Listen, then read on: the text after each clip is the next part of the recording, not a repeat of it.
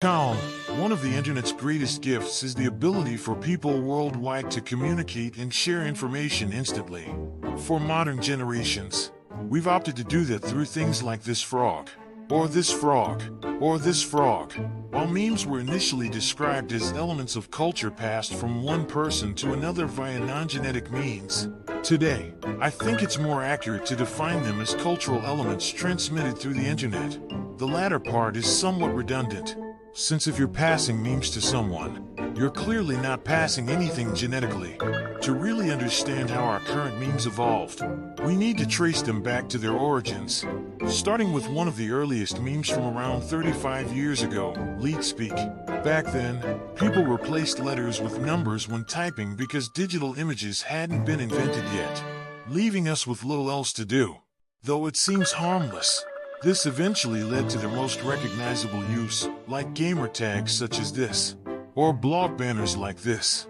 Around 2000, the first picture memes appeared, usually screenshots from video games or online videos, like Do a Barrel Roll from Star Fox 64, the Hamster Dance, and ultimately the infamous All Your Base or Belong to Us from the poorly translated game Zero Wing. You might wonder, how are these even used? They're not social situations you can tag friends in on Instagram. But back then, most of us had no friends, so we simply repeated these memes out loud in elementary school or responded to Yahoo Answers threads without context. Moving forward to around 2007, as social media started booming, we saw memes that were deliberately edited and crafted for comedic effect, aiming for people to comment nice meme. Dude. The first that comes to mind is the Shoop Da Whoop meme, and I'm a firing my laser face from a YouTube video, edited over Cell from Dragon Ball Z. Thanks to the rise of online view counts and share buttons, a new idea emerged. If I create a bad meme, maybe I can rack up some imaginary points on the internet. Most sensible people saw this as foolish and didn't want to be involved. But how many followers do you think those creators had? As platforms like 4chan and Reddit grew, meme culture shifted again, introducing personal narratives and relatability through green text stories and rage comics. The first were cleverly absurd stories, and the latter depicted kids exaggerating the struggles of their mundane lives, something I definitely took part in. While rage comics faded after a couple of years, they left behind iconic characters like Trollface, Why You Know, Mustache Guy, and Forever Alone, along with many reactions we've collectively suppressed since middle school. With this reaction-based, relatable meme style, the first true modern meme format emerged, image macros with text overlays. Pepe the Frog and Advice Animals are prime examples. From there, one of the most influential genres took off, often called me IRL memes, meant to represent me in real life. These self-deprecating, ironic memes highlight everyday normalcy either by exaggerating pride in mundane accomplishments, showing an inability to handle normal situations, or both, like Wednesday Frog. Going a bit deeper, there's me IRL as a single word, more depressing but still humorous. Further still, to me IRL is basically just depression. In response, we also saw the rise of wholesome memes, merging me IRL with anti-jokes, where a sad punchline gets a wholesome twist. Unfortunately, many of these memes started resembling motivational posts or compliments more than actual memes, which I find more insufferable than to me IRL for reasons I prefer not to dwell on. Closely related are starter pack memes, collages that portray stereotypes with shocking accuracy, often amusing until you see one about yourself. Similar to labeled memes are progression memes, built with logical sequences across images. They're versatile but usually only last about 4 images before people run out of progression ideas and attention wanes.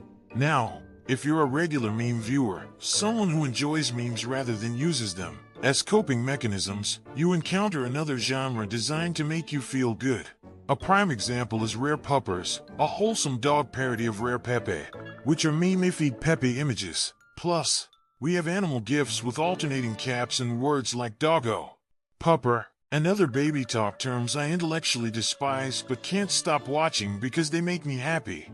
To gatekeep this art form, we have dank memes, memes mocking outdated or overused memes. often crafted by the minds over at 4chan, who are just one step away from losing it.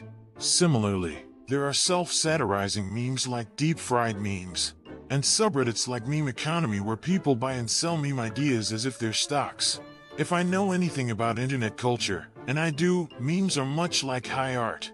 So, at this point, some might ask, when do you get to the real memes?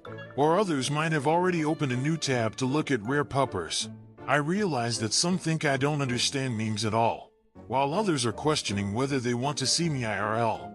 It's impossible to cover every meme subgenre, but just know the list keeps growing. Anime memes, Despacito memes, Shrek memes, B-movie memes, Scooby-Doo memes, SpongeBob memes, Black Twitter memes, White Twitter memes, Facebook memes, Mad Lad memes, That Happened memes, porn memes, Toy Story memes, Thanos memes, Where Did the Soda Go? Memes, stock image memes, Minecraft memes, Gus Johnson's entire YouTube channel, Slap's Roof of Car memes, Kermit memes, Fortnite memes, and thousands more.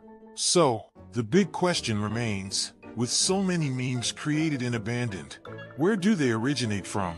And where do they go? The answer's pretty simple. First, an original piece of content is created. The meme is born on 4chan, gets filtered and popularized on Reddit, spreads to Instagram, Tumblr, and Twitter. Then the meme dies. Jimmy Fallon features it on TV. Your parents and corporations misuse it on Facebook, and 4chan mocks them with a new meme, continuing the cycle. And that makes you wonder where in this process this video stands. As one of my favorite comedy quotes goes, explaining a joke is like dissecting a frog. You understand it better, but it dies in the process.